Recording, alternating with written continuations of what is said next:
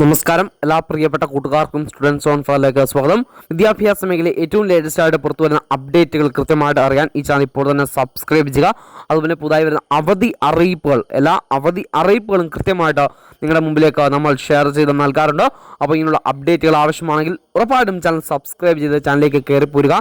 എല്ലാ അപ്ഡേറ്റുകളും നിങ്ങളിലേക്ക് കൃത്യമായിട്ട് തന്നെ ഷെയർ ചെയ്ത് നൽകുന്നതാണ്. അതുപോലെ വീഡിയോ ജസ്റ്റ് ഒന്ന് ലൈക്ക് ചെയ്ത് കൂടി കാണാൻ നിങ്ങൾ പ്രത്യേകം ശ്രദ്ധിക്കുക. നമുക്കറിയാം, സംസ്ഥാനത്ത് വീണ്ടും നിപ ഭീതി ഒരു കാലഘട്ടത്തിന് ശേഷം വീണ്ടും ഉണ്ടായ ഒരു സാഹചര്യമാണ്. ഈ അവസരത്തിൽ മലപ്പുറം ജില്ലയിലെ 2 പഞ്ചായത്തുകളിൽ കർശനമായ നിയന്ത്രണം നിലനിൽക്കുന്ന സാഹചര്യമാണുള്ളത്. പാണ്ടിക്കാടും അതുപോലെ ആനക്കയവും ഈ 2 പഞ്ചായത്തുകളും വിദ്യാഭ്യാസ സ്ഥാപനങ്ങൾ ഇനിയൊരു അറിയിപ്പുണ്ടാകുന്നത് വരെ പ്രവർത്തിക്കുന്നതല്ല. ഈ ഒരു അപ്ഡേറ്റ് കൂട്ടുകാരിലേക്ക് ഷെയർ ചെയ്യുകയാണ്. അതുപോലെ തന്നെ ഈ നിമിഷം പൊതുവെ മറ്റൊരു പ്രധാനപ്പെട്ട അവധി അറിയിപ്പ് അത് വയനാട് ജില്ലയിലാണ്.